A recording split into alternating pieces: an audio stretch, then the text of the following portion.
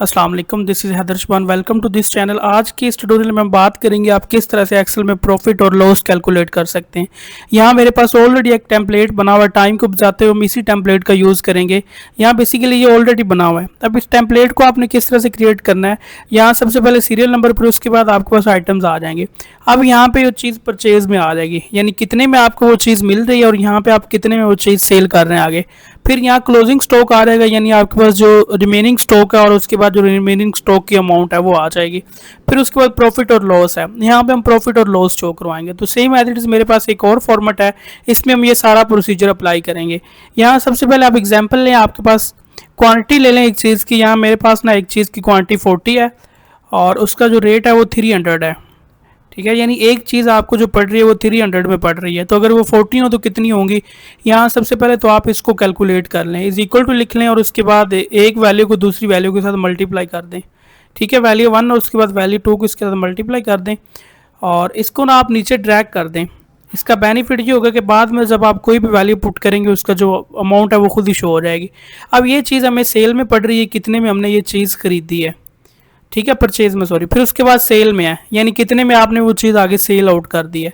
अब मैं यहाँ पे क्या करता हूँ, मेरे पास जो क्वांटिटी है इसमें इतना 20 क्वांटिटीज़ हैं जो वो सेल हो गई हैं और उनका जो रेट है वो 320 है। ठीक है, यानी मैं 20 रुपये इसमें से प्रॉफिट लेना चाह रहा हूँ। एक चीज़ मैं 320 की बेच रहा हूँ और जो टोटल क्वांटिटीज़ मेरे पास सेल आउट हो चुकी हैं वो 20 हैं।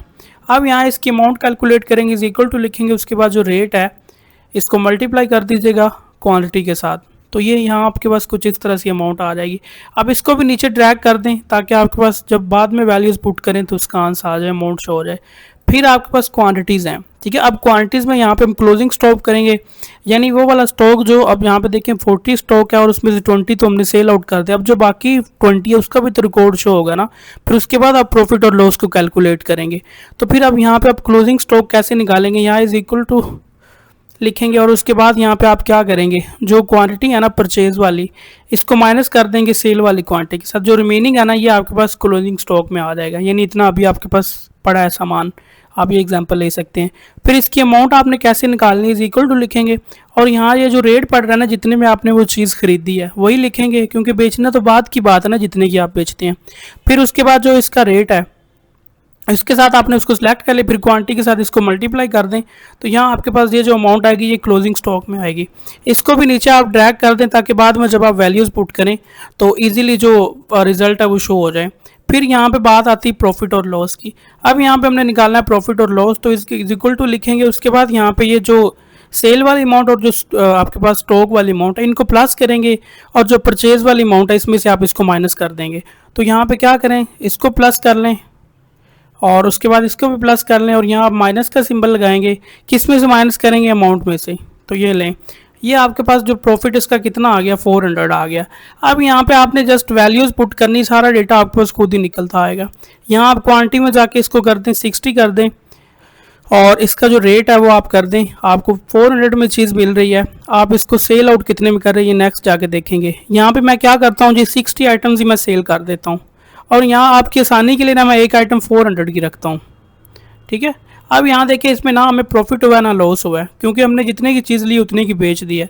अब फॉर एग्जांपल मैं इसको ना 430 कर देता हूँ। अब ज़रा चेक कीजिएगा, मुझे 1800 का प्रॉफिट हुआ है, लेकिन अब यही मैं कर देता हूँ 380 में। मुझे यहाँ पे अगर मैं नुकसान चेक करना चाह रहा हूँ, मुझे मिली 400 की, अगर मैं 380 में बेच देता हूँ तो यहाँ पे आप चेक कर लें माइनस में वैल्यू आएगी। क्यों माइनस में वैल्यू आएगी, क्योंकि हमने जो चीज़ जितने की खरीदी उतने में हम नहीं बेच रहे हैं, उससे कम रेट में बेच रहे हैं, तो इसलिए आपके पास ये जो आंसर आएगा ना वो माइनस में आएगा। ठीक है, अगर मैं इसको कर देता हूँ 500 में तो यहाँ पर आप चेक कीजिएगा आपको प्रॉफिट आ जाएगा 600 का। ठीक है, इसी तरह यहाँ ओवरऑल इस सीट को आप चेक करना चाह रहे हो तो मैं एक दफ़ा खुद से कुछ ना कुछ ऐड कर देता हूँ जल्दी जल्दी। ठीक है, और इसको हम नीचे ड्रैग ही कर देते हैं कुछ इस तरह से और यहाँ पे इनके जो रेट्स हैं वो हम डिफरेंट लगा लेते हैं। ठीक है, ये जस्ट आसानी के लिए ताकि आपको ये चीज़ समझ में आ जाए। ठीक है, अब इसको यहाँ पे मैं नीचे थोड़ा सा ड्रैग कर देता हूँ। ठीक है, ये ड्रैग कर दे। अब यहाँ पे उस चीज़ को हमने बेचना है। ठीक है, यहाँ पे परचेज़ किया और उसके बाद यहाँ पे हम बेचना चाह रहे हैं, कितनी आइटम 60 कर लें। इस तरह से आप तरतीब लगा लें, यानी उतनी आइटम उससे कम होनी चाहिए जितनी आपने लिया उसके बराबर होनी चाहिए। अब यहाँ पे आप चेक करें, मैंने वैल्यू गलत टाइप की इसलिए ये मेरे पास ऑप्शन आया है।